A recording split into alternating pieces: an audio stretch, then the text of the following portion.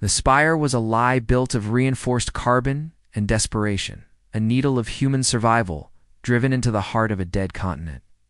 For 3 generations, no one had seen the color green, and the only blue they knew was the sickly, recycled sheen of aquasync. Talia's existence was defined by the grit on her tongue and the ceaseless, metallic hum of the central filtration unit, her personal corner of this colossal, dying machine. Every breath she took was filtered, every drop she drank was accounted for, and every movement was monitored by the ubiquitous, dust-choked lenses of the Authority. The collapse hadn't been an explosion. It was the great drying a slow geological choke that turned the oceans into salt flats and the skies into perpetual brown static.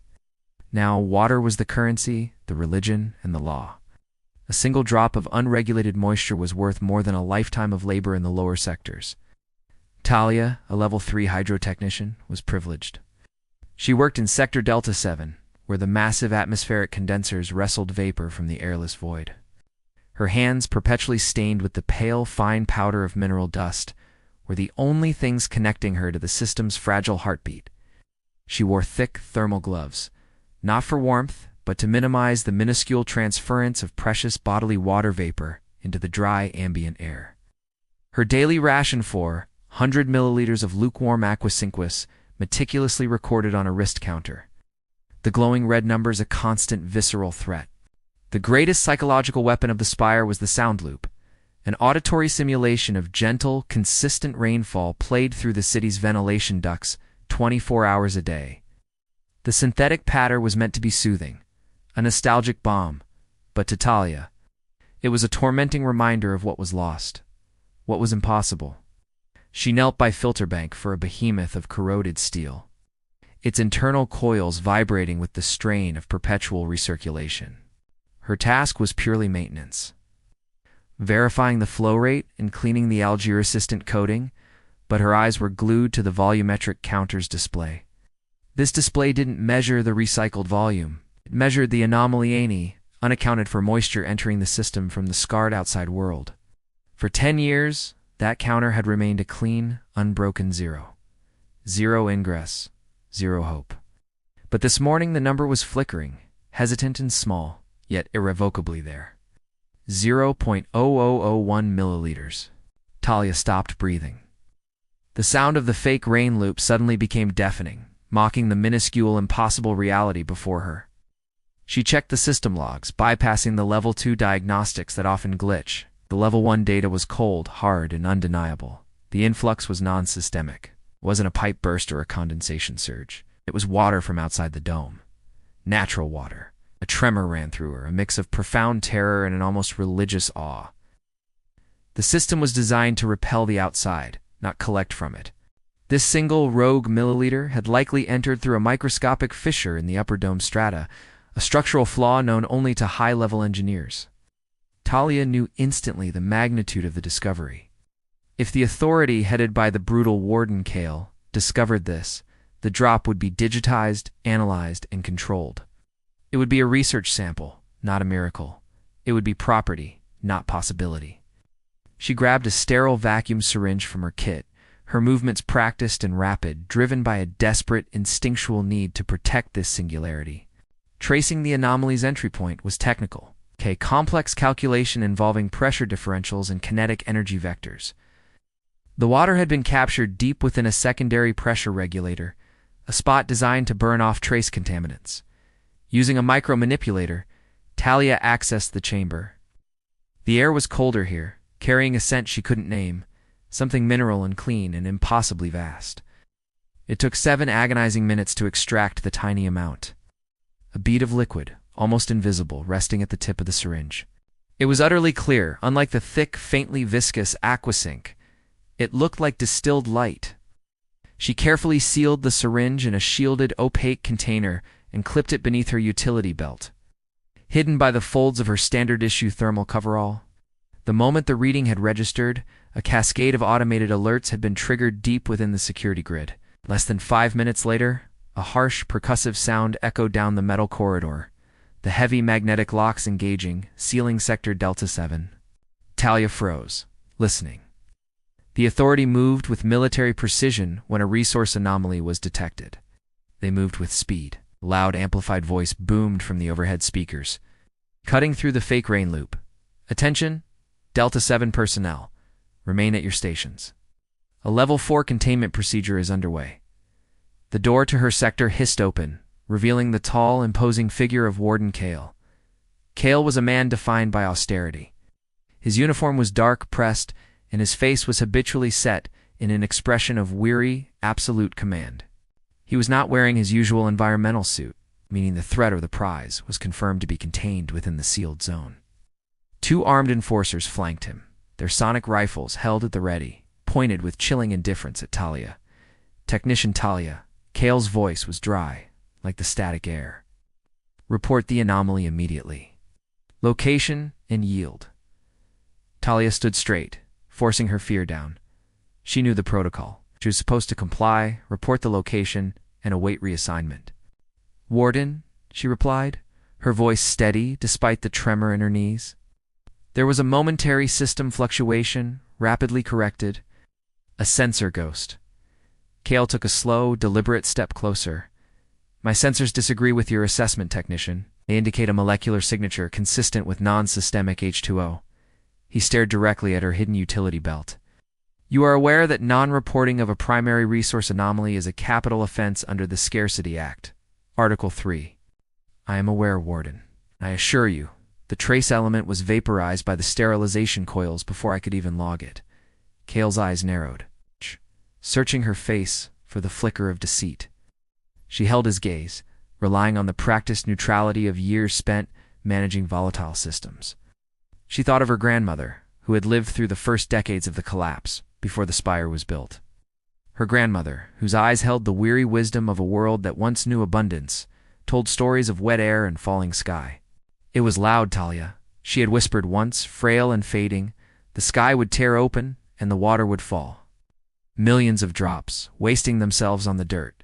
Talia had always dismissed the stories as myth, beautiful fables of a lost paradise, impossible to truly believe in. But the drop in her syringe, that single defiant speck of true rain, validated every impossible word. This drop was not an asset to be rationed. It was a connection to the world she had been stolen from. It was hope, bottled. Kale sighed, a sound of profound impatience. "Do not be a martyr, technician. The spire requires stability. That water, if it exists, belongs to the collective, not to your sentimentality. It belongs to the atmosphere, Warden." To the sky that gave it, Talia countered, a dangerous defiance burning in her throat. Kale signaled the enforcers. "Check her. Retrieve the anomaly." Talia didn't wait. She knew the sector's internal layout better than anyone, having mapped the ventilation shafts and bypass tunnels for years. She slammed her palm onto the emergency bypass panel, overloading the magnetic seals on the far storage door. The alarm howled, a terrifying, immediate sound that finally drowned out the fake rain loop. "She's running. Contain her." Kale roared, his composure finally shattered by the audacity of her resistance. Talia slipped through the storage door just as the sonic blasts of the enforcers ripped into the metal behind her, scattering sparks and debris. She was now in the labyrinthine underbelly of Delta 7, a network of narrow, dark service tunnels where the humidity was slightly higher and the authority rarely ventured. Her coverall was heavy, the air was thin, but adrenaline was a potent temporary fuel. Her goal was an escape from the spire. That was impossible. Her goal was to reach the maintenance apex, level 98, the highest point accessible to a technician. The apex housed the primary external environmental sensor, the only place where she could analyze the drop without Kale's digital fingerprinting. She scrambled through the crawl space, the small, hard container with the raindrop pressed against her ribs, a beating heart of pure terror. The journey through the lower sectors was a chilling display of societal breakdown, kept hidden from the authorities' gaze. The lower-level workers, starved of light and resources, lived in squalor, trading meager scraps and the faint hope of a bigger ration. As she passed, their desperate eyes followed her, recognizing the authorities' pursuit, signal flashing on the corridor signs. She saw a mother shielding her infant from the dust, the child's skin pale and brittle, too dry to weep. The collapse wasn't just environmental, it was moral. Survival had stripped away all but the rawest, most selfish instinct. Talia climbed an emergency access ladder, the metal rungs slick with recycled moisture. The ascent felt endless, a vertical march toward the sky she'd never known. When she finally reached level 90, the air thinned further, and the fake rain loop was replaced by the low, groaning sounds of the dome's hull expanding and contracting. She could hear Kale's voice now, closer, shouting orders through the PA system. "Talia, of Sector Delta 7, stand down. Do not compromise the structural integrity." Kale believed she was trying to destroy the dome, to force a confrontation with the outside world, a threat far greater than theft. But she wasn't seeking destruction. She was seeking truth. She needed to know what that drop signified. At the apex, the wall was transparent, a thick, polarized shield, offering a dizzying view of the spire's exterior shell. Beyond the shield was the eternal, reddish-brown sky, thick with the atmospheric dust that blocked the sun's life-giving light. The sensor array, a complex web of filaments and analysis tools, projected outward, monitoring temperature, pressure, and, crucially, molecular structure. Talia pulled out the syringe. The single, tiny droplet seemed to glow against the harsh metal. Kale burst into the apex room, breathing heavily, his face etched with fury and something darker desperation. "Stop, technician. That is my drop. The authorities' property represents a potential flaw that could kill us all." The enforcers, slower than Kale, arrived moments later, rifles raised, their faces covered by reflective visors. Talia held the syringe up to the light, letting the impossible drop catch the faint, filtered ambient illumination. "Want to know what this is, Warden? It's not a flaw. It's a message," she whispered, her voice resonating in the huge, echoing room. Kale lunged forward. "Give it to me. I will analyze it, ration it, protect the spire." "You'll lock it away," Talia screamed, taking a single, irreversible step toward the sensor array's primary intake nozzle. She knew the drop was too small to affect the entire system, but the contact with the external sensor would force a raw, unfiltered analysis onto the main grid. It was a broadcast, a public release of data that Kale could not censor or control. With a final desperate surge of will, Talia plunged the tip of the syringe into the intake nozzle. The single, perfect droplet of true rain made contact with the sensor's molecular analysis's head. For a split second, nothing happened. Then, the entire sensor array pulsed with a blinding, fierce white light. The data screens across the apex room didn't just flicker.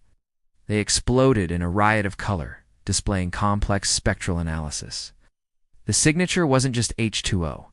It contained trace elements of organic life, of mineral purity unknown to the recycled world. The fake rain loop in the walls abruptly stopped, replaced by a deep, sustained, actual frequency alarm, the sound of the system being overwhelmed by truth. Kale stared at the screen, his face white, the terror of uncertainty finally breaking his austere control. He realized the drop was not a resource to be controlled, but a turning point. The enforcers moved, not toward Talia, but toward the screaming panel. Talia, spent but victorious, knew the secret was out. She had not drunk the last known raindrop. She had sacrificed it to force the entire broken, lying society to acknowledge that the sky might still weep. If Cash's story of quiet suffering resonated with you, let us know in the comments what small symbolic act helped you finally move forward. Like, share, and subscribe to Storycraft Studio.